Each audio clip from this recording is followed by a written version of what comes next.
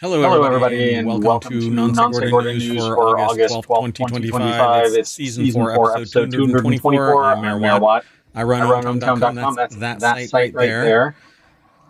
And today we're going to be talking about Battlefield 6 players demand better combat theater.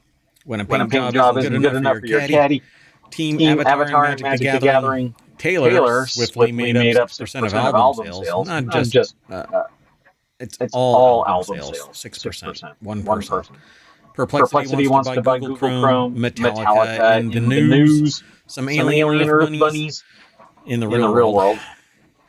Not a good phrase. Boeing planes drop sharply. Vex made Arena Shooter and a privacy phone by Blackwater founder. Sure, sign me up. Why not? Yeah.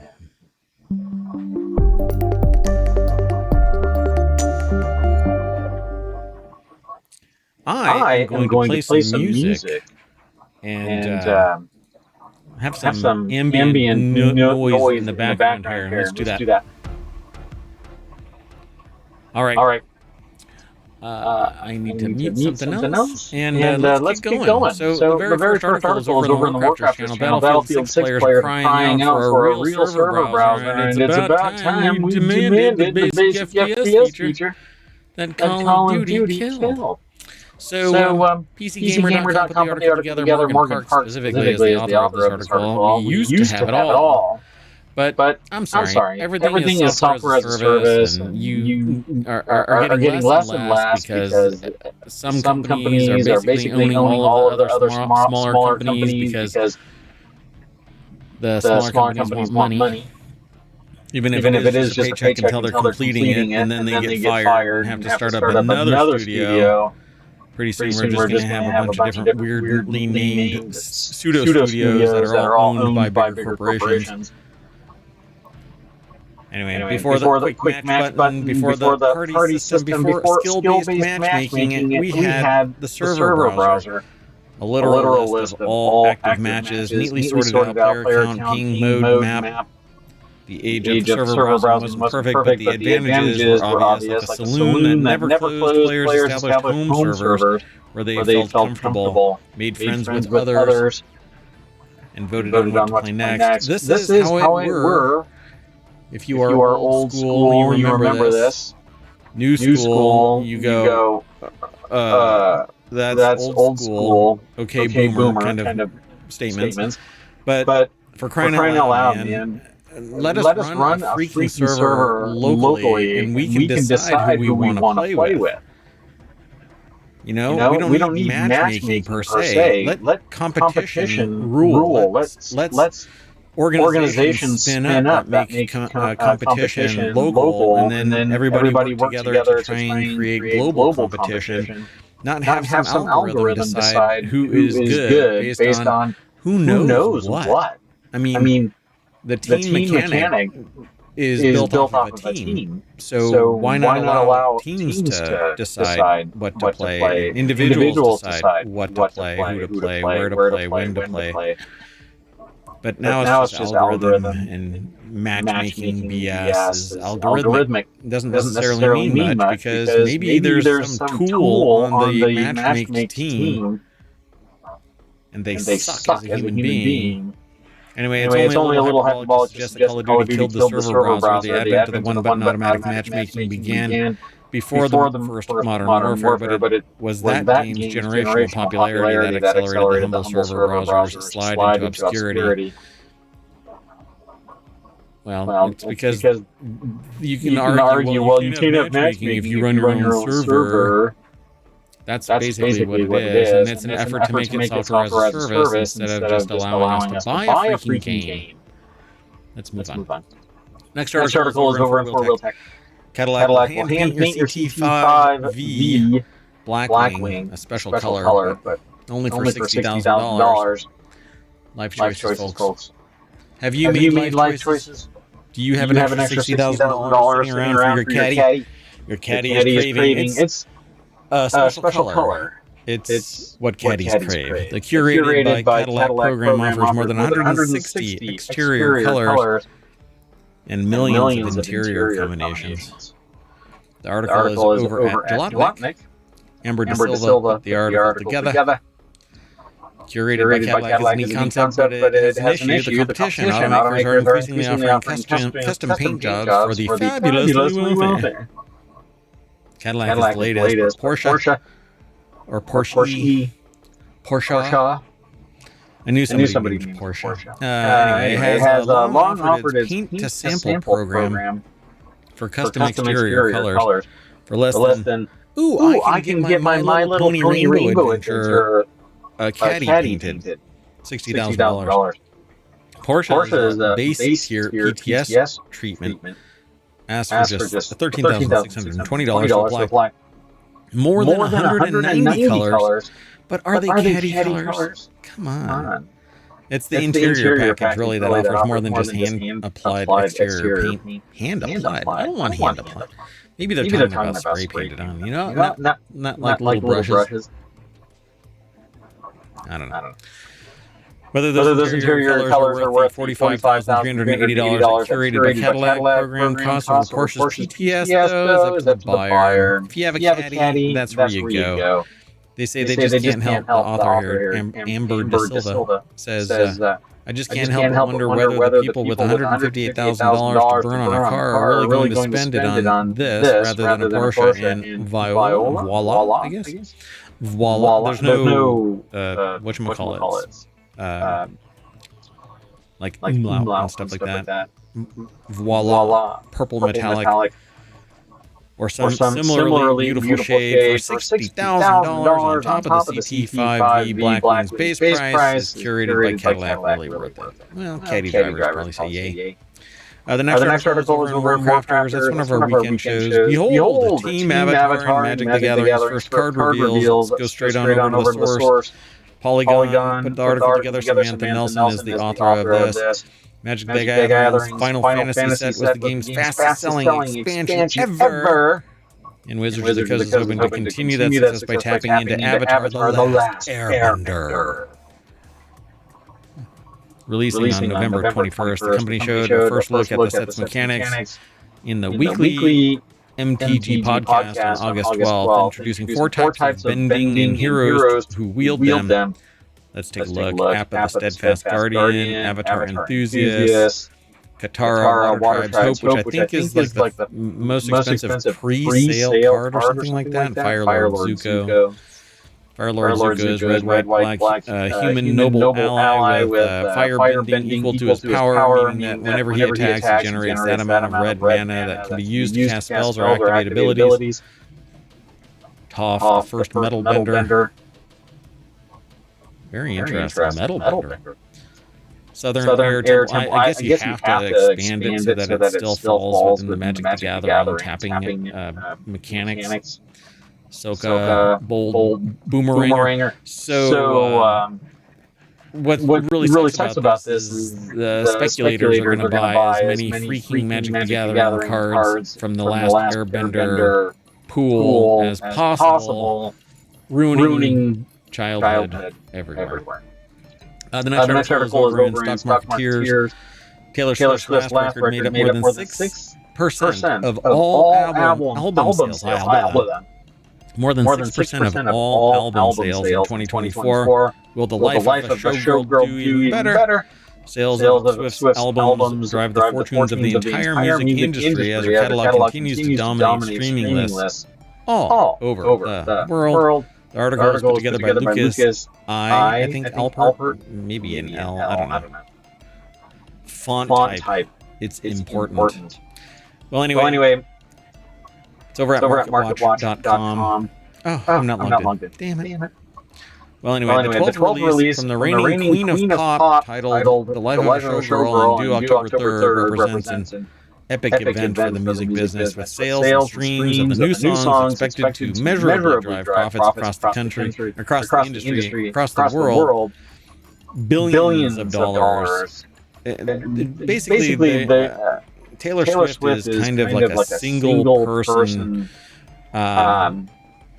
Apple, where a slight shift in where the camera goes causes the entire ecosystem to pivot for new cases and new this, new that, even though it's only 1 millimeter. Yeah. about where Taylor Swift goes, the music industry swiftly goes as well. The next article is over on the channel. Perplexity valued at $18 billion makes a 34. I guess I got just hit by a little dyslexia there. Anyway, Perplexity valued at $18 billion makes a $34.5 billion bid for Google Chrome. The AI startup reportedly retained Google as the default search engine on the browser. Yeah, pretty wild. It's over at adweek.com. Trishla Oskal put the article together. The bid is nearly double Perplexity's valuation at reportedly $18 billion, but they told the Wall Street Journal that it had secured backing from several investors. Basically, everything is converging more and more, and you're going to have to pick which corporation you're going to be enslaved by. The 4 billion users acquiring Chrome would give company control over 67% of global internet browsing. Still, buying Chrome comes with several complications. Antitrust, for instance. The next article is over on the mobile channel. Heavy No Rock Band has done this. No Heavy Rock Band has done this. No Heavy Rock Band has done this. Metallica bassist Robert Trujillo weighs in on Las Vegas sphere rumors. So Metallica in the news. Rumors have been swirling that Metallica could be plotting a run of shows at the Las Vegas sphere. And now the bassist weighed in saying that this is something no heavy rock band has done yet. I'm not quite sure what that means. But they haven't decided to go over. SiriusXM's Trunk Nation Trujillo offered his perspective on the potential plans that were first mentioned by the band's drummer, Lars Ulrich. It doesn't matter. So you're the first to tap into a venue for something that doesn't really matter. I mean, it's a venue. Somebody's got to be the first. Just because the sphere hasn't found somebody that wants to go and do it doesn't mean anything. Anyway, the article is over at Vice.com. Stephen Andrew Gallagher put the article together.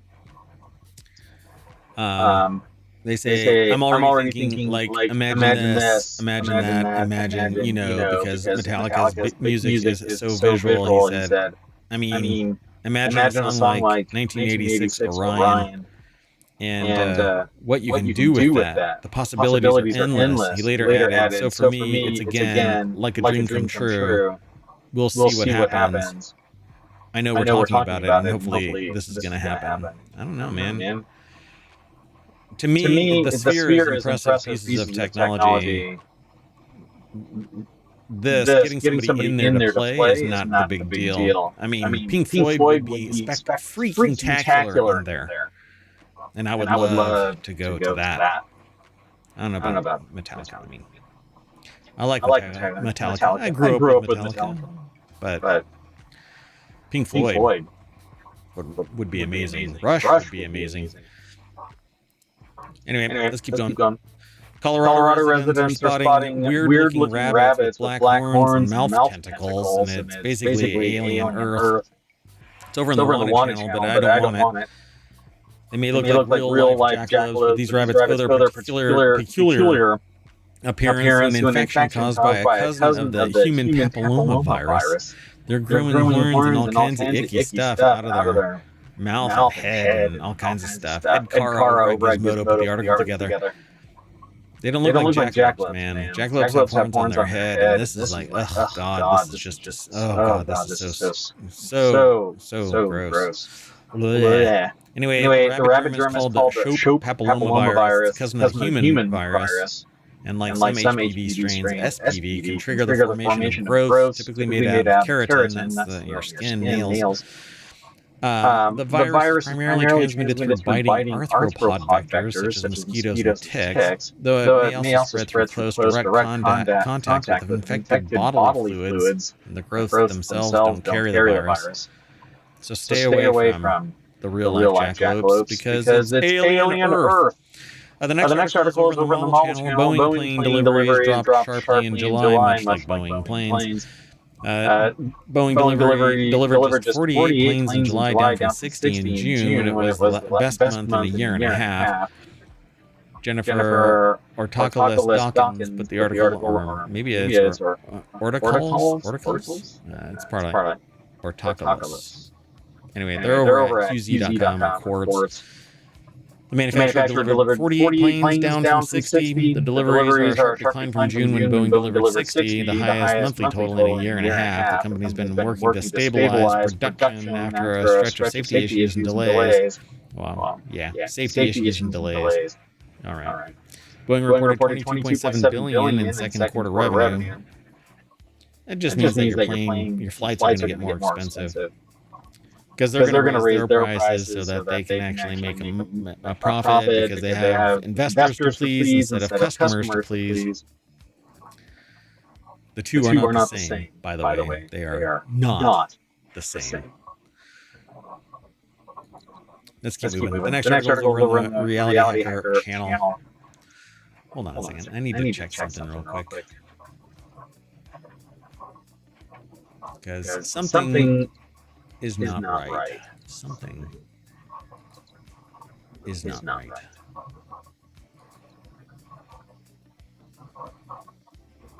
All right, hold on. We're doing it live, folks. There we go. Okay. So VexMage, an adrenaline-fueled arena shooter coming to Quest and PCVR later this year, and a demo has dropped. Published by Stockholm-based fast travel games and developed by Nervous Systems, a newly formed studio led by members of the team behind the successful VR title Swarm. VexMage aims to merge blistering movement speeds with spellcasting arena combat. The article is over at uploadvr.com. It is by James Tokyo. I don't have an ad blocker. It's my browser. And that doesn't have one. I didn't set one up. Anyway, players can fight solo in teams of two, or team up with up to two friends to take on hordes of enemies throughout a campaign of chaotic levels.